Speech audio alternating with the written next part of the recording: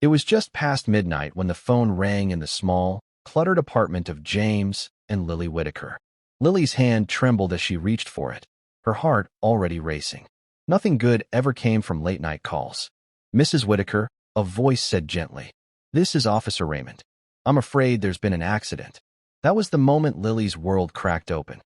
1 month earlier, James Whitaker was a quiet, humble man, known in his neighborhood as the one who always helped others, even when he had little himself.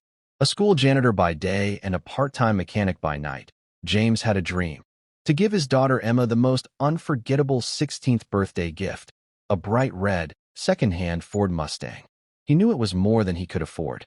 He knew the loan would tighten their already stretched finances. But James had spent every day of his life putting others first, and this was the one thing he wanted to do for himself, for his little girl. "She's growing up fast," he told his friend Tom, a tow truck driver who had once shared a garage with James. "And I want her to know her dad believed in her dreams." James didn't just take a loan on the car. He poured his soul into fixing it up at night, sanding and repainting, replacing broken taillights, polishing the leather interior until it gleamed. It wasn't brand new, but to James, it was a symbol of love, of hope. Then, one rainy Tuesday evening, fate turned its cruel wheel. James had taken the car for a final test drive, wanting to be sure everything was perfect. On his way home, a speeding truck ran a red light. The impact was instant. James died on the scene. In the days that followed, Lily was left with heartbreak and debt. The loan on the car still stood, and with James gone, she had no way to pay it off. Worse, she couldn't even bring herself to tell Emma what had happened. The car, the surprise, the dream, it all felt like shattered glass. But something remarkable was happening beyond the grief. Word of James's accident spread quickly. At first, it was just neighbors bringing over casseroles and flowers. But then Tom, James's old friend, posted something on a local Facebook group. James Whitaker died fixing a car he couldn't afford just to make his daughter smile. He was the kind of man who would fix your tire in the snow, give you his umbrella in the rain. If you ever met him, even once, you knew he was light in this world. "Let's pay off that car for his daughter." The post went viral. Within 48 hours, hundreds of people donated. Some gave $5, others $500. Comments flooded in. "He once helped me jumpstart my car on I-80. He fixed our heater when we couldn't afford a repairman. He gave my son a ride to school every day when our car broke down." A retired banker paid off the remaining loan. A local body shop offered to do any remaining repairs on the car for free.